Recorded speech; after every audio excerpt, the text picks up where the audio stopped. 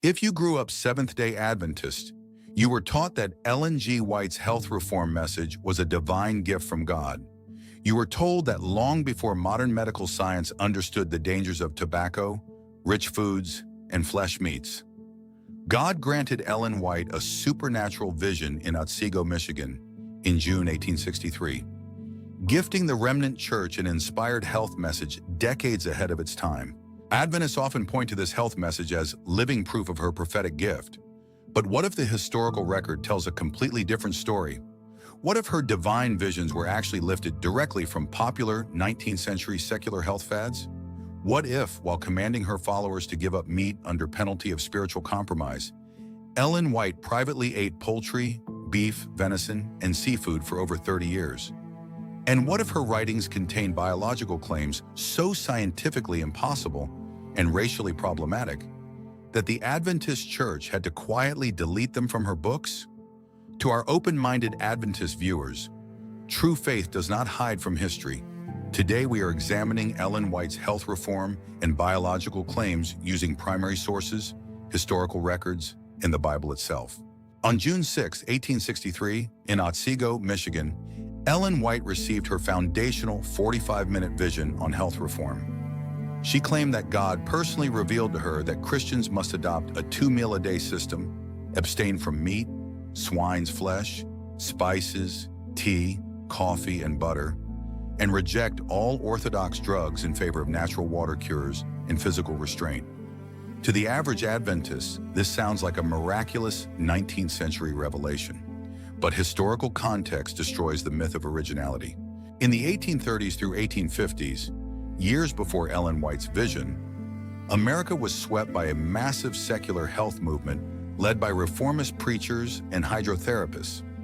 Sylvester Graham, the inventor of the graham cracker, spent the 1830s traveling the country preaching total vegetarianism, warnings against sexual solitary vices, the rejection of spices and stimulants, and a strict 2-meal system. In 1858, Dr. James Caleb Jackson established the Our Home on the Hillside Hydropathic Clinic in Dawnsville, New York, where he advocated a meatless diet, dress reform, hydropathy, and the elimination of tea and coffee. When Ellen White had her Otsego vision in 1863, her inspired principles matched the existing Grahamite and hydropathic literature word for word. Even more troubling is what the New Testament says about placing dietary mandates on believers. In 1 Timothy 4:1-3, the Apostle Paul delivers a solemn warning. Now the Spirit speaketh expressly, that in the latter times some shall depart from the faith, giving heed to seducing spirits and doctrines of devils, commanding to abstain from meats, which God hath created to be received with thanksgiving of them, which believe and know the truth. Furthermore, the Gospels record that after his resurrection, Jesus Christ literally ate broiled fish in Luke 24:42-43 and cooked fish over a fire for his disciples in John 21:9-12. Ellen White claimed that eating meat excited lower passions and degraded spiritual discernment. But according to the New Testament, Christ himself prepared and ate fish. And Paul specifically warned that restricting foods created by God was a mark of end-time deception. If Ellen White's dietary rules came directly from God in 1863, surely she practiced what she preached, right? The historical record reveals a startling double standard. For over 30 years after her 1863 divine vision, Ellen White routinely consumed meat and served it to her family and household staff. In letters written to her family during her travels in the 1870s and 1880s, she wrote about buying beef, poultry, venison, and fish. But it gets worse. Ellen White taught that Levitical laws regarding clean and unclean meats were strictly binding on Christians, yet in personal household receipts and letters from her travels, she documented the purchase and consumption of oysters and herring. Oysters, as every Adventist knows, are bottom-feeding shellfish explicitly classified as unclean under Leviticus 11.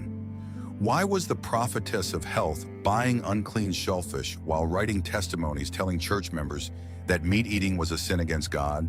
Whenever she was confronted about her meat eating, she used what historians call a medicinal exception, claiming that her physical weakness, digestive problems, or travel conditions required her to consume flesh. It was not until 1894, at a camp meeting in Brighton, Australia, 31 years after her initial 1863 vision, that Ellen White finally took a personal pledge to abstain completely from meat. Ask yourself, if a lay Adventist in 1875 sat down at a dinner table and ate oysters, chicken, and beef, they would have been accused of backsliding and violating God's health counsel. Why was Ellen White allowed to enjoy a 30-year exemption from her own divine commands? Now we come to what is arguably the most scientifically impossible and racially problematic passage in Ellen White's published works. In 1864, Ellen White published Spiritual Gifts, Volume 3. In it, she delivered a vision regarding the sins that provoked the Genesis flood.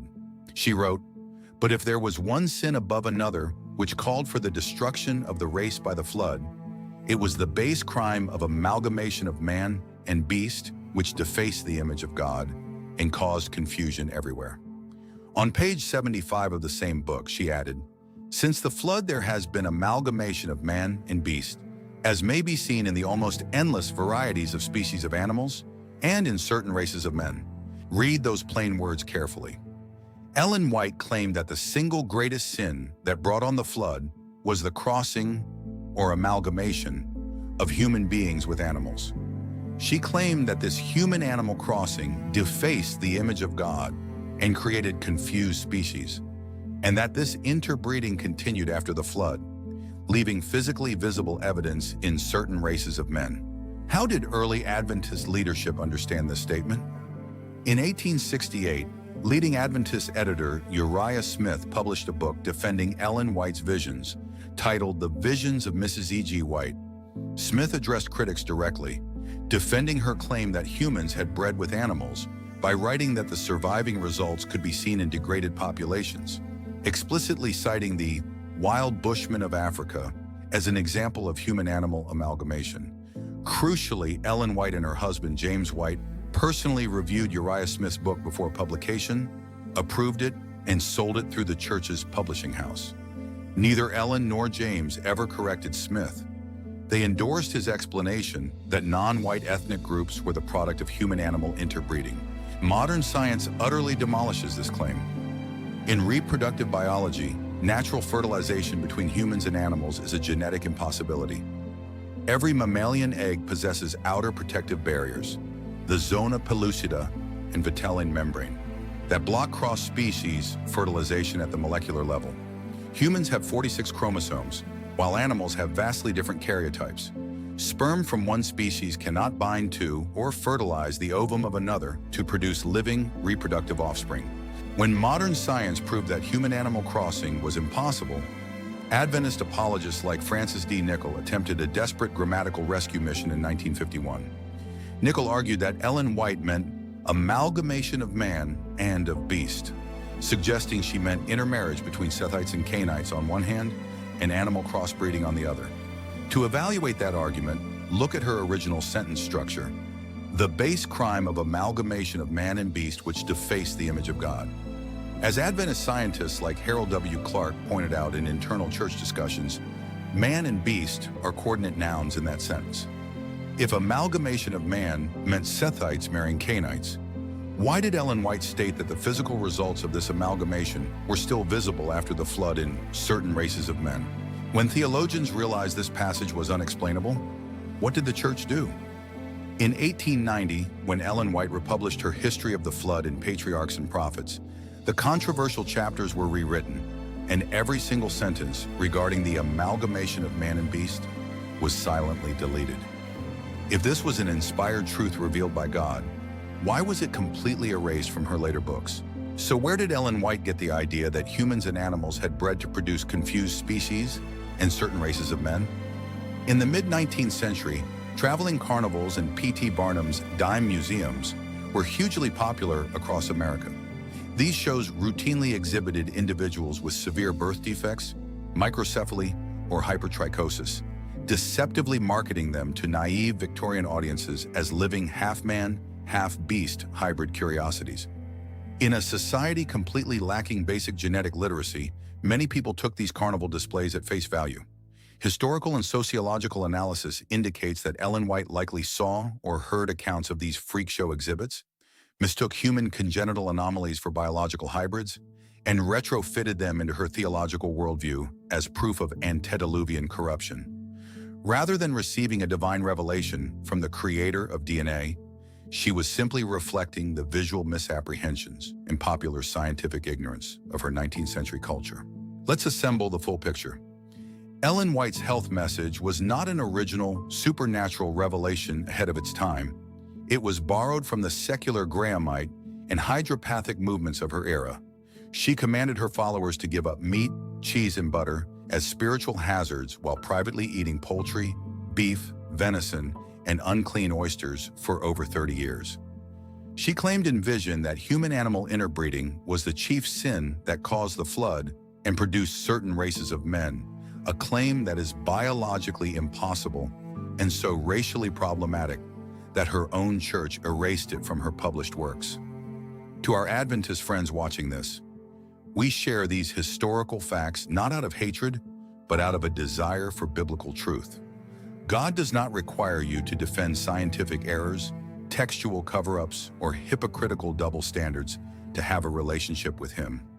The gospel of Jesus Christ offers complete salvation, spiritual freedom, and peace without needing to elevate a 19th century figure to the level of an infallible prophet.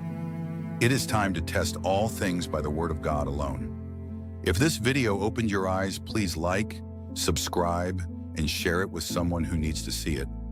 Leave your thoughts in the comments below, and thank you for watching.